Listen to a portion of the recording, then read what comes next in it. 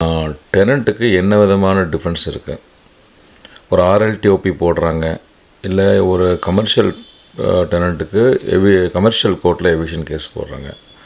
So அந்த மாதிரி சமயத்தில் ஒரு டெனண்ட்ஸை வந்து என்னென்ன டிஃபென்ஸ் இருக்குது, என்னென்னமான ஸ்ட்ராட்டஜியை பின்பற்றணும், உங்களுடைய உரிமைகள் என்ன மாதிரி நீங்கள் கேஸை கையாடினா ஓரளவுக்கு உங்களுடைய பிரச்சனைகளை சாதுரியமாக சமாளிக்க முடியும், உங்களுக்கு டிஃபென்ஸ் என்ன, நீங்கள் உங்களுக்கு பாதகமான விஷயங்கள் என்ன, நீங்கள் என்ன செய்யணும், நீங்கள் என்ன செய்யக்கூடாது, இதைத்தான் இந்த வீடியோவில் பார்க்க போகிறோம். உங்களுடைய உரிமைகளை தெரிஞ்சுக்கிற விஷயமாக உள்ள வீடியோ தான் இந்த வீடியோ. வணக்கம், நான் உங்கள் ரசியா கலி. எதுக்காக நம்ம டெனண்ட் வந்து அவங்களோட டிஃபென்சஸை பற்றி தெரிஞ்சுக்கணும் அப்படின்னு பார்த்தீங்கன்னா, எவிக்ஷன்றது வந்து ஆட்டோமேட்டிக் கிடையாது. லீகல் சேஃப்கார்ட்ஸ் வந்து டெனண்ட்டோட ரைட்டை ப்ரொடெக்ட் பண்ணுறதுக்கு த்ரூ அவுட் த ப்ராசஸ் இருக்குது. அப்புறம் வந்து லீகல் லா வந்து உங்களுக்கு வந்து டெனண்ட்ஸோடைய ரைட்ஸை ப்ரொடெக்ஷன் பண்ணுறதுக்கும் ஸ்டாச்சுட்டரி ப்ரொசீஜரல் தெரிஞ்சிருந்ததுன்னா டிஃபென்ஸை கரெக்டாக அவைலபிள் பண்ணி ஃபோரத்தில் கரெக்டாக நடத்துறதுன்றது வந்து கண்டிப்பாக இருக்குது. ஒவ்வொரு ஃபோரத்துலேயும் ஒவ்வொரு விதமான டிஃபென்ஸ் இருக்குது. அந்த ஒவ்வொரு கோர்ட்டில் வந்து ஒவ்வொரு விதமான ஸ்ட்ராட்டஜியை பின்பற்றணும். ஸோ அந்த எந்த கோர்ட்டில் என்ன மாதிரி ஸ்ட்ராட்டஜியை பின்பற்றணுன்றதை நீங்கள் பார்த்து புரிஞ்சு பண்ணணும்.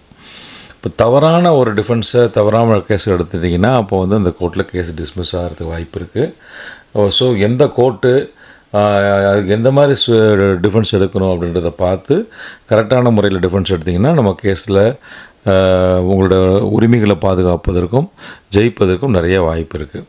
ஸோ டெனண்ட்டை பொறுத்த வரைக்கும் பயப்பட வேண்டிய தேவையில்லை. லீகலாக வந்து சட்டத்தை பொறுத்த வரைக்கும் லேண்ட்லார்டுக்கும் எவ்வளோ சாதகமாக இருக்கோ அதே மாதிரி டெனண்ட்டுக்கும் சாதகமான விஷயங்கள் நிறைய இருக்குது. அதை கரெக்டாக புரிஞ்சுக்கிட்டால் கேஸை கரெக்டாக நடத்தி உங்களுடைய உரிமைகளை நீங்கள் பாதுகாத்து கொள்ளலாம். 2 ஃபோரம்ஸ் இருக்குது, 2 டைப்ஸ் ஆஃப் டிஃபென்ஸ் இருக்குது. ஸோ கமர்ஷியல் கோர்ட்டில் ஒரு மாதிரி டிஃபென்ஸ் இருக்குது, ரெண்ட் கோர்ட் பொறுத்த வரைக்கும் வேறு டிஃபென்ஸ் இருக்குது. இப்போ ரெண்ட் கோர்ட் அப்படின்னு சொல்லும்போது ஆர்எல்டிஓபி ஃபைல் பண்ணுவாங்க. இங்கே பார்த்தீங்கன்னா ஸ்பெஷல் ஸ்டாச்சுட்டரி ஃபோரம் இது இந்த கோர்ட்டுன்றது.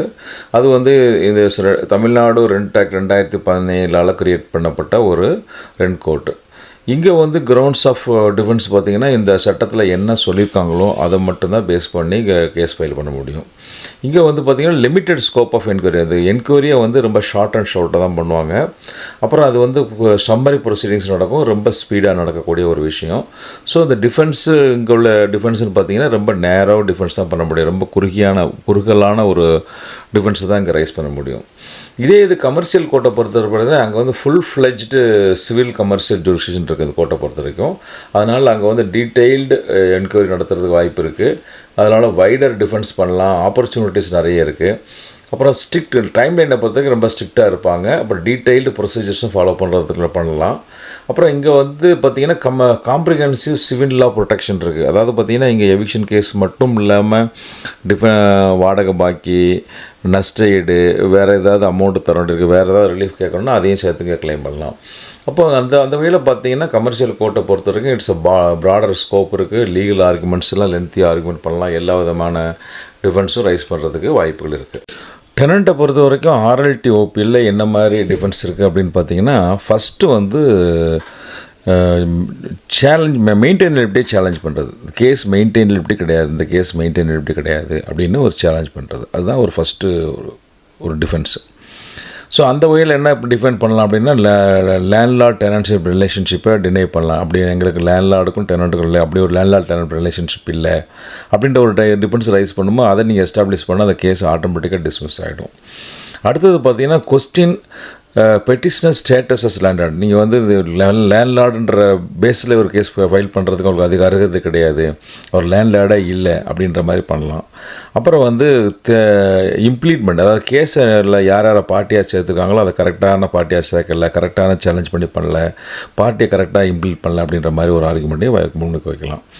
அப்புறம் வந்து அடுத்தது பார்த்திங்கன்னா இந்த ப்ராப்பர்ட்டி இந்த கேஸுக்குள்ளே இந்த ப்ரிமிசஸ் வந்து இந்த இதில் கவர் ஆகாது, இந்த ஆக்டில் கவர் ஆகுது அப்படின்ற மாதிரி ஒரு டிஃபென்ஸ் பண்ணலாம். ஸோ இதெல்லாம் வந்து மெயின்டைனபிலிட்டியை சேலஞ்ச் பண்ணக்கூடிய ஒரு டிஃபென்சஸ். அடுத்தது பார்த்திங்கன்னா செக்ஷன் 21 சொல்லப்பட்ட கிரவுண்ட்ஸ் அது மீட் அவுட் ஆகலை அப்படின்னு பண்ணிட்டு பண்ணலாம். ஸோ எவிக்ஷனை பொறுத்த வரைக்கும் RLTOP போடுற போது 21 செக்ஷனில் என்ன சொல்லியிருக்காங்களோ அந்த கிரவுண்ட்ஸை சொல்லி தான் காலி பண்ண சொல்லணும்.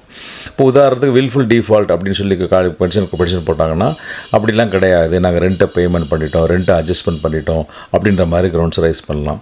இப்போ மற்ற கிரவுண்ட்ஸ் சொல்லும்போது பார்த்திங்கன்னா அந்த போனஃபைட் ரெக்யர்மெண்ட் இல்லை, அப்புறம் வந்து மெட்டீரியல் ஏதாவது ப்ரீச் பண்ணிட்டாங்கன்னா, ஏதாவது அவங்கள வயலேஷன் பண்ணிட்டாங்க அப்படின்னு சொல்லும்போது அப்படி ஒரு வயலேஷன் எதுவும் பண்ணலை அப்படின்ற மாதிரி ஒரு டிஃபென்ஸை ரைஸ் பண்ணலாம். மூணாவதாக பார்த்திங்கன்னா ப்ரொசீஜரல் டிஃபென்சஸ் அதை ரைஸ் பண்ணலாம். வந்து அந்த சட்டத்தில் சொல்லப்பட்ட விஷயங்களை ஃபாலோ பண்ணலை, கரெக்டாக இது பண்ணலை, நோட்டீஸ் சரியாக கொடுக்கல, லிமிட்டேஷன் இஷ்யூஸ் இருக்குது, அப்புறம் வந்து சட்டத்தில் சொல்லப்பட்ட ப்ரொசீஜர்ஸை ஃபாலோ பண்ணலை, நான் complaints with rent act procedures அல்லது இம்ப்ராப்பராக கேஸ் ஃபைல் பண்ணியிருக்காங்க, இதே மாதிரி நீங்களாம் கூட டிஃபென்ஸ் ரைஸ் பண்ணலாம். முக்கியமாக நீங்கள் கவனிக்க வேண்டியதை பொறுத்தவரைங்கன்னா tenant cannot expand scope of the statutes. சட்டத்தில் என்ன சொல்லியிருக்கோ அதுக்குள்ளே தான் நீங்கள் ஆர்குமெண்ட் பண்ண முடியுமே தவிர சட்டத்தை மீறின விஷயங்களோ சட்டத்தை எக்ஸ்பேண்ட் பண்ணுற மாதிரியோ நீங்கள் பண்ண முடியாது. RLTOP வந்து is not a civil court substitute. அது வந்து RLTOP சிவில் கேஸ் மாதிரி கிடையாது. அது ஒரு ஷார்ட் அண்ட் சம்மரி ப்ரொசீஜர் கிரியேட்டட்ன்றது ஸ்பெஷல் ஆக்ட். டெனண்ட்டு என்னென்ன மாதிரி ஆர்குமெண்ட்டை வைக்கக்கூடாது RLTOPயில் அப்படின்னு பார்த்தீங்கன்னா டைட்டில் டிஸ்பியூட்ஸை உள்ளே கொண்டுட்டு போகிறது. இப்போ வந்து ஓனர்ஷிப் கடைகளோட டைட்டில் வந்து அதை வந்து இந்த RLTOPயில் டிசைட் பண்ண முடியுமான்னா அதை டிசைட் பண்ண முடியாது. Question of ownership and property title cannot be adjudicated in the rent control proceedings. So owners அவரா அந்த விஷயங்களை வந்து இந்த ரெண்ட் கோர்ட்டில் டிசைட் பண்ண முடியாது. அப்புறம் ஓனர்ஷிப் கிளைம்ஸ் இப்போ வந்து பார்த்திங்கன்னா காம்ப்ளெக்ஸ் ஓனர்ஷிப் இஷ்யூஸ் இருந்தது, அதெல்லாம் வந்து outside the jurisdiction of the authority, அதுக்கு வந்து RLTOP ஜூரிஸ்டிக்ஷன் கிடையாது. அப்புறம் பார்ட்டிஷன் டிஸ்பியூட்ஸ், இப்போ வந்து பார்ட்டிஷன் டிஸ்பியூட் இருந்ததுன்னா அது வந்து சிவில் கோர்ட்டில் தான் டிசைட் பண்ணக்கூடிய விஷயமே தவிர அதை வந்து அந்த மாதிரி விஷயங்களை இந்த கோர்ட்டில் ரைஸ் பண்ண முடியாது. அப்புறம் காம்ப்ளெக்ஸ் சிவில் ரைட்ஸ், இப்போ காம்ப்ளெக்ஸ் சிவில் ரைட்ஸ் இருந்ததுன்னா அதுவும் வந்து இந்த ரெண்ட் கண்ட்ரோல் அத்தாரிட்டிக்கோ அல்லது ரெண்ட் கண்ட்ரோல் ப்ரொசீடிங்ஸுக்கோ ஸ்கோப்புக்கு எக்ஸீடான விஷயம், அதையும் இந்த கோர்ட்டில் ரைஸ் பண்ண முடியாது. அப்புறம் ரெண்ட் கண்ட்ரோலை பொறுத்த வரைக்கும் பார்த்திங்கன்னா அந்த நேரோ ஸ்கோப் தான் இருக்குது. அது ஸ்டாச்சூட்டில் என்ன சொல்லியிருக்காங்களோ, அந்த சட்டத்தில் என்ன சொல்லியிருக்காங்களோ அந்த லிமிட்டுக்குள்ளே தான் செயல்படும், அந்த ஸ்பீடுக்குள்ளே தான் செயல்படும், அதுக்கு இந்த எஃபிஷியன்சிக்குள்ளே தான் செயல்படும். டெனண்ட்டுக்கு என்ன பண்ண முடியாதுன்னா டிஃபென்சஸை வந்து இந்த கிரவுண்ட்ஸில் என்ன சொல்லியிருக்காங்களோ அந்த கிரவுண்ட்ஸு தான் நீங்கள் டிஃபென்ஸாக இல்லை இருக்குது அப்படின்றத ப்ளீட் பண்ண முடியுமே தவிர அதை தவிர்த்து அது இல்லாத விஷயங்களை வந்து இந்த கோர்ட்டில் கொண்டுட்டு வந்து டிசைட் பண்ணுறதுக்கு வாய்ப்பு கிடையாது. கமர்ஷியல் கோர்ட்டை பொறுத்த வரைக்கும் பார்த்தீங்கன்னா இங்கே வந்து பவர்ஃபுல் டிஃபென்சஸ் அவைலபிள். இங்கே வந்து நீங்கள் ஜூரிஸ்டிக்ஷனை சேலஞ்ச் பண்ணலாம், சப்ஸ்டான்சிவ் டிஃபென்ஸு அப்படியே ரைஸ் பண்ணலாம், அப்புறம் மானிட்டரி கிளைமை கூட டிஃபென்ஸாக ரைஸ் பண்ணலாம். இப்போ ஜூரிஸ்டிக்ஷனல் சேலஞ்சஸ் அப்படின்னு சொல்லும்போது பார்த்திங்கன்னா இப்போ வந்து இது வந்து கமர்ஷியல் டிஸ்பியூட் இல்லை, இங்கே வந்து ரெண்ட் ஆக்ட் தான் அப்ளிகபிள் ஆகும், இந்த கோர்ட்டுக்கு வந்து இந்த ரெண்ட் ஆக்ட் அப்ளிகபிளான இந்த கமர்ஷியல் கோர்ட்டோட ஜூரிஸ்டிக்ஷன் பாராக இருக்குது, அப்புறம் ஸ்பெசிஃபைடு வேல்யூ இல்லை, இங்கே கேஸ் கோர்ட்டுக்குள்ள வேல்யூ இல்லை, அப்புறம் வேல்யூஷன் இம்ப்ராப்பராக பண்ணியிருக்காங்க, சரியான கோர்ட் ஃபீஸ் பண்ணல, இப்படி இந்த மாதிரி விஷயங்களால் ஜூரிஸ்டிக்ஷனல் சேலஞ்சாக ரைஸ் பண்ணலாம். சப்ஸ்டான்சிவ் டிஃபென்ஸ் அப்படின்னு சொல்லும்போது பார்த்திங்கன்னா லீஸை வந்து ஒழுங்கான முறையில் டெர்மினேட் பண்ணல, அப்புறம் வந்து டெர்மினேஷன் பண்ணதை வெய்வ் பண்ணிட்டாங்க, அப்புறம் டெர்மினேஷன் பண்ணதை அப்புறம் அதுக்கப்புறம் லீஸ் ரெனியூ பண்ணியிருக்காங்க, அப்புறம் அந்த டெனண்ட் வந்து ஹோல்டிங் ஓவர் ரைட்ஸ் இருக்குது, அப்புறம் வந்து டெனண்ட் டெர்மினேஷன் பண்ணதுக்கப்புறம் ரெண்டை அக்செப்ட் பண்ணதுனால டெனண்ட்ஷி கண்டினியூ ஆகிடுச்சு அப்படின்ற மாதிரி ஒரு ரைஸ் பண்ணி சப்ஸ்டான்ஷியல் டிஃபென்சஸ் கூட இந்த நம்ம வந்து கமர்ஷியல் கோர்ட்டில் ரைஸ் பண்ணலாம். அப்புறம் மணி கிளைம் டிஃபென்ஸ் அப்படின்னு சொல்லும்போது பார்த்திங்கன்னா வேல்யூ அரைவ் பண்ணாங்க, ஒரு அரியர்ஸ் ஆஃப் ரெண்ட் கிளைம் பண்ணுறாங்கன்னா அந்த வேல்யூஷன் கரெக்ட் சரியானது இல்லை, அப்புறம் லிமிட்டேஷன் பீரியடுக்குள்ளே கேஸ் ஃபைல் பண்ணல, லிமிட்டேஷன் பீரியட் முடிஞ்சு போச்சு, அப்புறம் செட் ஆஃப் எனக்கு அவங்க இவ்வளோ தரணும், எங்களுக்கு நெஸ்டட் இவ்வளோ தரணும், அதை நாங்கள் செட் ஆஃப் பண்ணுறோம், அப்புறம் ஏன்னா செக்யூரிட்டி டெபாசிட் கொடுத்துருக்கேன், அட்வான்ஸ் கொடுத்துருக்கேன், அதை அட்ஜஸ்ட்மெண்ட் பண்ணணும், அப்புறம் பெனால்ட்டி கிளாஸஸ்லாம் சரியாக செல்லுபடி ஆகாது, அது நாட் என்ஃபோர்ஸபிள், அந்த மாதிரி விஷயங்களோட இந்த மணி கிளைம் டிஃபென்சஸாக நம்ம வந்து கமர்ஷியல் கோர்ட்டில் ரைஸ் பண்ணலாம்.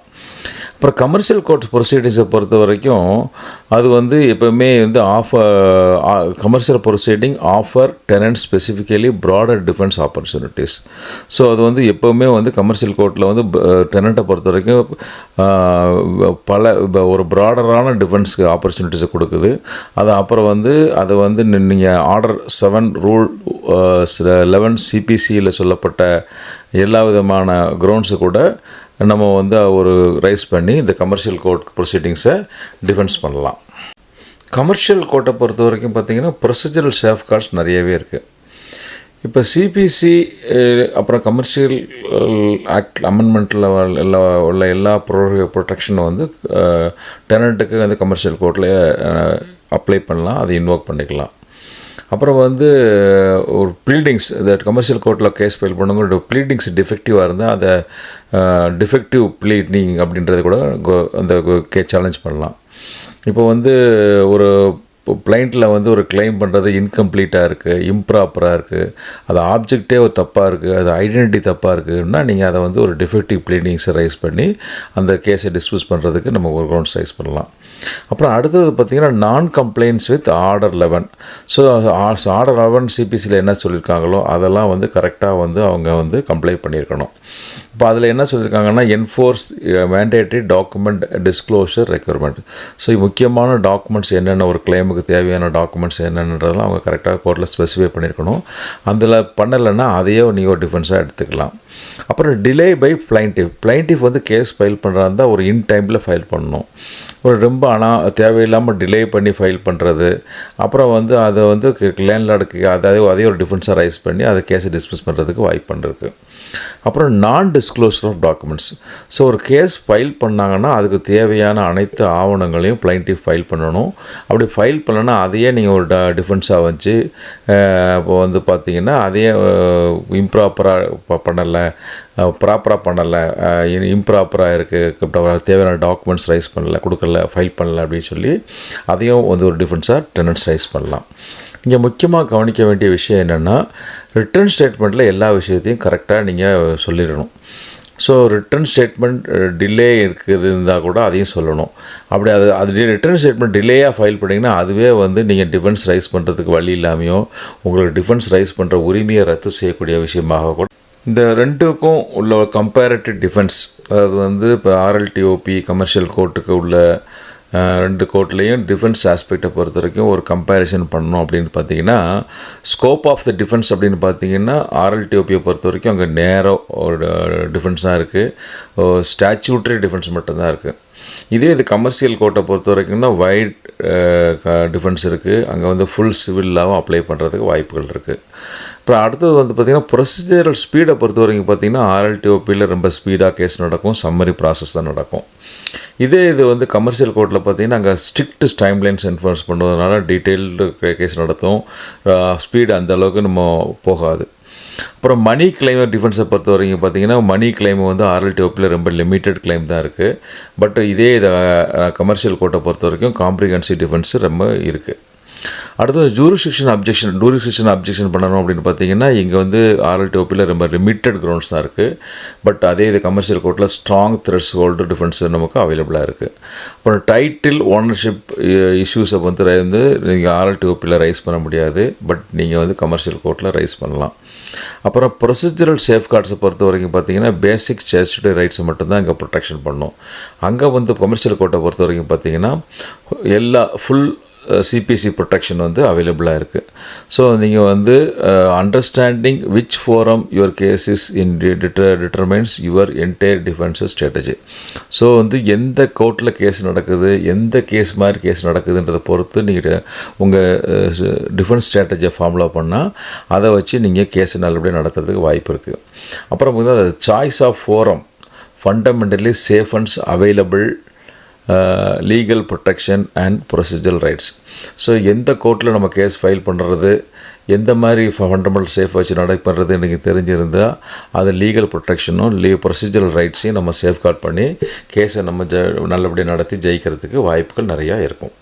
டெனன்ட்ஸ் வந்து காமனாக ஒரு பண்ணக்கூடிய மிஸ்டேக்ஸ் என்ன இந்த கமர்ஷியல் கோர்ட்டில் அப்படின்னு பார்த்தீங்கன்னா ஃபஸ்ட்டு மிஸ்டேக் வந்து சம்மன்ஸை இக்னோர் பண்ணிடுவாங்க. கோர்ட்லேருந்து சம்மன்ஸ் வந்ததுன்னா நமக்கு என்ன பக்கம் அட்டன் பண்ணி எடுத்துக்கலாம், அப்புறம் பார்த்துக்கலான்னு விட்டுறது. ஸோ இது மாதிரி பண்ணிங்கன்னா என்ன ஆகுன்னா, கோர்ட்டில் எக்ஸ்பார்ட்டியே பண்ணிவிடுவாங்க. உங்களுக்கு வந்து உங்கள் கேஸில் டிஃபென்ஸ் பண்ணக்கூடிய வாய்ப்பை இழக்கக்கூடிய வாய்ப்பாயிடும். அப்புறம் ரெண்டாவது பார்த்திங்கன்னா லேட்டாக ரிட்டர்ன் ஸ்டேட்மெண்ட் ஃபைல் பண்ணுறது. ரிட்டர்ன் ஸ்டேட்மெண்ட் ஃபைல் பண்ண என்ன ஆகும்னா, அப்புறம் வந்து அந்த உங்கள் ரிட்டர்ன் ஸ்டேட்மெண்ட்டை ஏற்றுக்க மாட்டாங்க. அப்புறம் வந்து நீங்கள் கேஸை டிஃபென்ஸ் பண்ணுற வாய்ப்பே போயிடும். அப்புறம் கேஸே உங்களுக்கு எதிராக ஒரு தீர்ப்பு வரக்கூடிய ஒரு ஃபேட்டல் ப்ரொசீஜர் ஏரல் வந்து கடைசியில் நீங்கள் கேஸே நடத்த முடியாத ஒரு சூழ்நிலையில் வந்துடும். டிஃபென்ஸை ரைஸ் பண்ண முடியாத சூழ்நிலை வந்துடும். மூணாவதாக டெனன்ட்ஸ் பண்ணக்கூடிய மிஸ்டேக் என்ன, raising irrelevant defences. So commercial கோர்ட்டில் என்ன மாதிரி டிஃபென்ஸ் ரைஸ் பண்ணணுன்றதை விட்டுட்டு ஆர்எல்டிஓபியில் ரைஸ் பண்ணக்கூடிய டிஃபென்ஸை கொண்டு எங்கே ரைஸ் பண்ணுவாங்க.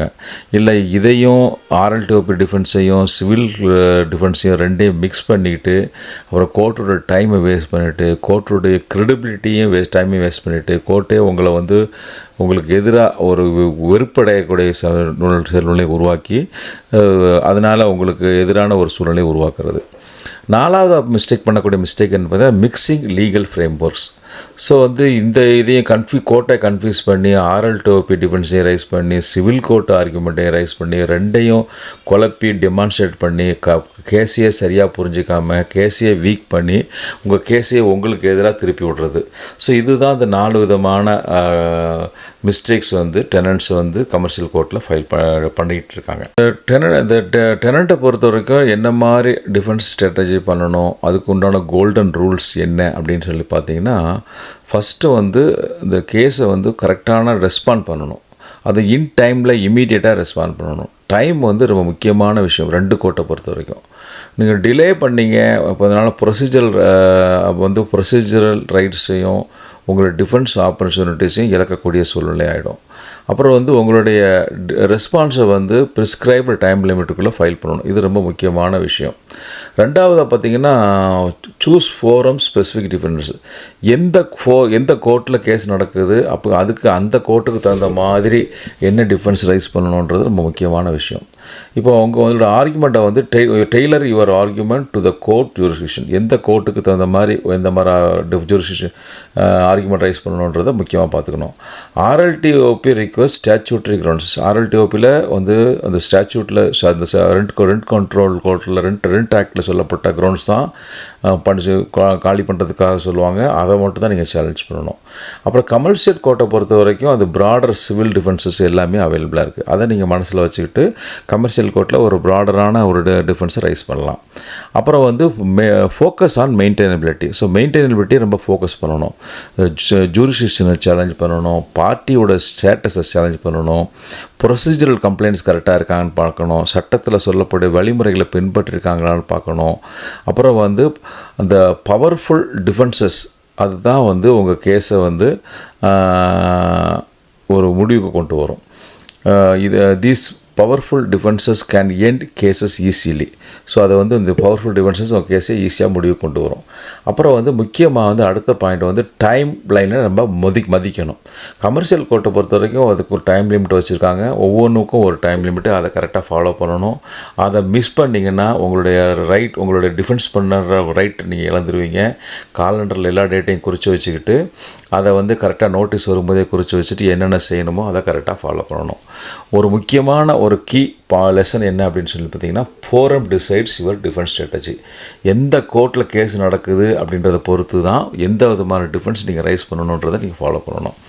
Understanding whether you are in RLTOP or commercial court determines your entire legal strategy and available protections. So case ஆர்எல்டிஓபியில் நடக்குதா இல்லை கமர்ஷியல் கோர்ட்டில் நடக்குதான்றது நல்லா தெரிஞ்சு வச்சுக்கிட்டு அதுக்கு தகுந்த மாதிரி ஒரு லீகல் ஸ்ட்ராட்டஜி நீங்கள் ஃபாலோ பண்ணி அது உங்களுக்கு என்ன ப்ரொடெக்ஷன் இருக்குன்றது தெரிஞ்சுக்கிட்டு கேஸ் நடத்தினீங்கன்னா உங்களுடைய உரிமைகளையும் காக்கலாம், உங்கள் கேஸையும் ஜெயிக்கலாம். இதை தான் நான் வீடியோவில் நான் சொல்ல வேண்டிய ஒரு விஷயமாக இருக்குது. நான் அதை உங்களுக்கு தெளிவுபடுத்தியிருக்கிறேன். சட்டம் சம்பந்தமாக உங்களுக்கு எந்த விதமான சந்தேகமோ இந்த விளக்கமோ தேவைப்பட்டால் நம்ம லா சேனலை பாருங்கள். ரஸியாக் சட்டம் அறிவோம், ரஸியாக் லா டியூப்னு 2 சேனல் இருக்குது. இந்த சேனலில் ஏராளமான வீடியோஸ் இருக்குது. நீங்கள் எந்த சந்தேகமாக இருந்தாலும் அது உங்களுக்கு சட்ட விளக்கமோ எந்த சந்தேகமாக இருந்தால் அதை தெளிவுபடுத்தி கொள்வதற்கு நீங்கள் ஃபஸ்ட்டு யூடியூப்பை ஓப்பன் பண்ணுங்கள் அல்லது கூகுள் குரோமோ ஓப்பன் பண்ணுங்கள். இந்த 2ல் ஏதாவது ஓப்பன் பண்ணிவிட்டு அதில் ரஸியாக் சட்டம் அறிவோம் அப்படின்னு டைப் பண்ணுங்கள். அப்படி இல்லைனா ரஸியாக் லா டியூப்னு டைப் பண்ணுங்கள். டைப் பண்ணிவிட்டு அந்த ரஸியாக் சட்டம் அறிவோம் அப்படின்ற டைப் பண்ணதையோ அல்லது ரஸியாக் லா டியூப்னு டைப் பண்ணதை கிளிக் பண்ணிங்க. நம்ம சேனல் ஓப்பன் ஆகும். நம்ம சேனல் ஓப்பன் ஆனதுக்கப்புறம் அதுக்குள்ளே பார்த்தீங்கன்னா ப்ளேலிஸ்ட்டுன்னு இருக்கும். அந்த ப்ளேலிஸ்ட்டை கிளிக் பண்ணிங்கன்னா ஏராளமான ப்ளேலிஸ்ட்டு ஏராளமான சப்ஜெக்ட் பற்றி ப்ளேலிஸ்ட் இருக்குது. ஸோ உங்களுக்கு எந்த இடத்துல சந்தேகமோ அந்த ப்ளேலிஸ்ட் அந்த குறிப்பிட்ட ப்ளேலிஸ்ட்டை குறிப்பிட்டு சப்போஸ் உங்கள் ரெண்ட் கண்ட்ரோல் ஆக்டை பொறுத்த வரைக்கும் ஒரு சந்தேகம்னா அந்த ஆக்டில் சொல்லப்பட்ட அந்த ஆக்டில் உள்ள ப்ளேலிஸ்ட்டை கிளிக் பண்ணி அதுக்குள்ளே போயிங்கன்னா அதுக்குள்ளே ஏராளமான வீடியோஸ் இருக்கும். அதில் வாடகைதாருக்கு என்ன அட்வைஸு, லேண்ட்லார்டுக்கு என்ன அட்வைஸு, அல்லது என்ன சப்ஜெக்ட்டுக்கு அட்வைஸ் அப்படின்ற மாதிரி இருக்குது. உங்களுக்கு எந்த ஒரு சந்தேகமாக இருந்தாலும் நம்ம ரஸியாக் சட்டம் அறிவோம்ன்ற சேனலை கிளிக் பண்ணுங்கள், அதில் ரஸியாக் லா டியூப்ன்ற சேனலை கிளிக் பண்ணுங்கள், அதுக்குள்ளே உள்ள ப்ளேலிஸ்ட்டை கிளிக் பண்ணுங்கள், அதுக்குள்ளே உள்ள வீடியோவை கிளிக் பண்ணி உங்கள் சந்தேகங்களை நிவர்த்தி செய்து கொள்ளுங்கள். நமது சேனல் மூலமாக வெளியிடப்படக்கூடிய வீடியோ மூலம் சட்ட அறிவையும் சட்ட நுட்பத்தையும் சட்ட வல்லமையும் நம்ம மக்களுக்கு ஷேர் பண்ணுறோம். அந்த நீங்கள் சட்டத்திட்டங்களை அறிவதனால உங்கள் தன்னம்பிக்கையும் தைரியமும் நல்ல ஒரு உறுதியுடன் செயல்படக்கூடிய ஒரு நிலைப்பாடும் உங்களுக்கு வரும். சட்டம் அறிந்தால் அது உங்களுக்கு அது உங்களோட உரிமையை காப்பதற்கு உங்களுக்கு உறுதியாக இருக்கும். ஸோ அதனால் சட்டம் அறிவோம், நம் உரிமையை காப்போம். இதுதான் நம்மளுடைய தாரக மந்திரம். சட்டம் அறிவோம், நம் உரிமையை காப்போம். தொடர்ந்து நம்ம சேனலில் பாருங்கள். ரஸியாக் சட்டம் அறிவோம் என்ற ஒரு சேனலும் ரஸியாக் லா டியூப் அப்படின்ற சேனலும் இருக்குது. இந்த சேனலில் ஏராளமான பிளேலிஸ்ட் இருக்குது, அதுக்குள்ளே ஏராளமான வீடியோஸ் இருக்குது. உங்களுக்கு சட்டம் சம்பந்தமாக எந்த சந்தேகமாக இருந்தாலும் நம்ம ரஸியாக் சட்டம் அறிவோம் அல்லது ரஸியாக் லா டியூப் அப்படின்னு டைப் பண்ணுங்கள். நம்ம சேனல் ஓப்பன் ஆகும். அதுக்குள்ளே உள்ள உங்களுக்கு சம்மந்தப்பட்ட பிளேலிஸ்ட்டை கிளிக் பண்ணுங்கள்.